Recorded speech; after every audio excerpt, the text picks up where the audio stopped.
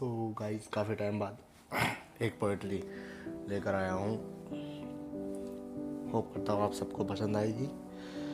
तो ज़्यादा नहीं, सीधा पोइट्री स्टार्ट करता हूँ।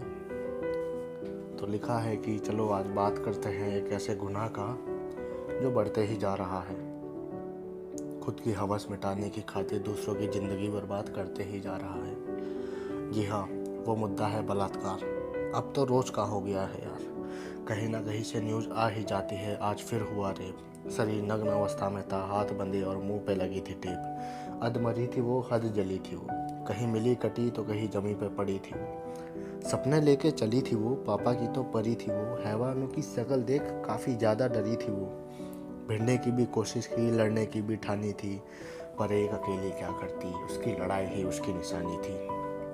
कि किस पे भरोसा करे, कहीं दुश्मन ने दबाया, कहीं अपने दोस्त ने चबाया। कहीं सौतेला बाप ऊपर चढ़ गया तो कहीं चचेरा भाई पीछे पड़ गया। कभी रिश्तेदारों ने ज़बरदस्ती की, कहीं अनजानों ने ज़िंदगी सस्ती की।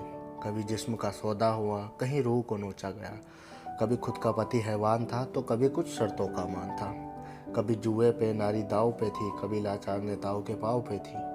कभी अपना घर ही हवस का अड्डा बना तो कभी ऑफिस की चार दीवारी गरम गद्दा बना। कभी हरे खेतों में जिंदगी काली बना दी, कभी प्यार के झांसे में धंधे वाली बना दी। कभी जंगल में असली जानवर रूप दिखाया, कहीं वीडियो बना के उसका शरीर खूब दिखाया। कभी बस में उसका शरीर तोड़ा, कहीं जाके उसका शरीर छोड़ा। उस एक निर्भया केस ने पूरे देश को जोड़ा। कहीं 9 महीने की बच्ची का रेप हुआ, कहीं 75 साल की दादी को हैवानों ने छुआ है। न जाने इंसानियत को क्या हुआ है, न जाने इंसानियत को क्या हुआ है। कभी एक टीचर ने मजबूरी का फ़ायदा उठाया, कहीं क्लास में उसकी आवाज़ को दबाया। कभी नशे में कुकर्म किए, कभी खंडर में हाथ नरम किए। कभी जिंदा शरीर इन्होंने मार दिया, कहीं मरे शरीर से बलात्कार किया। कभी वर्चुअली रेप ने किसी को हिला दिया तो कहीं मार मार के उसको सुला दिया। कभी पैसों के चक्कर में ये काम को अंजाम दिया तो कहीं शादी के नाम पे इन्होंने गंदा काम किया। कभी बच्ची का टॉफ़ी लेना उसकी सबसे बड़ी गलती हो गई, फिर बच्ची के साथ क्या हुआ ये सुन के पूरी दुनिया रो गई। इंसानों को मौत मिले दुआ है, न जाने इंसानियत को क्या हुआ है, न जाने इंसानियत को क्या हुआ है। ये कौन सी भूख है जो किसी के ज़िंदगी से ज़्यादा प्यारी है। किसी के माँ बाप कैसे सुन पाएंगे कि उनका बेटा बलात्कारी है।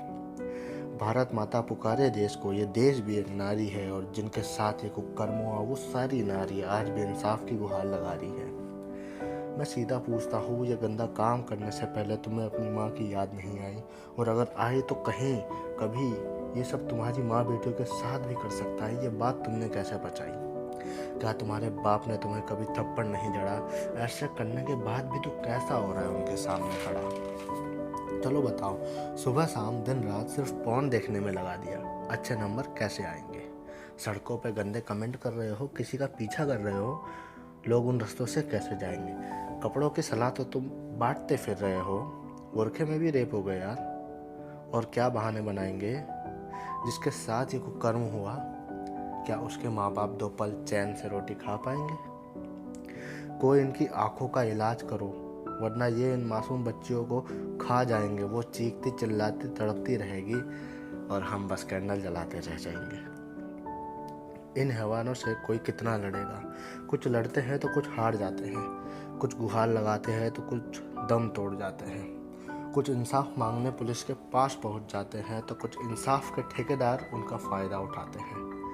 कहीं एक उम्मीद ही सारी उम्मीद तोड़ जाती है, कहीं एक भरोसा पूरे इंसान को निचोड़ जाती है।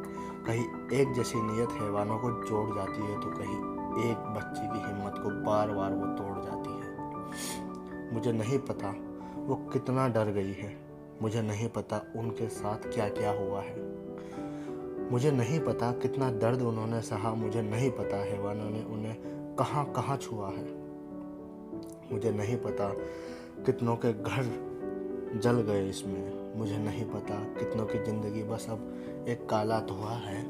न जाने इंसानियत को क्या हुआ है, न जाने इंसानियत को क्या हुआ है।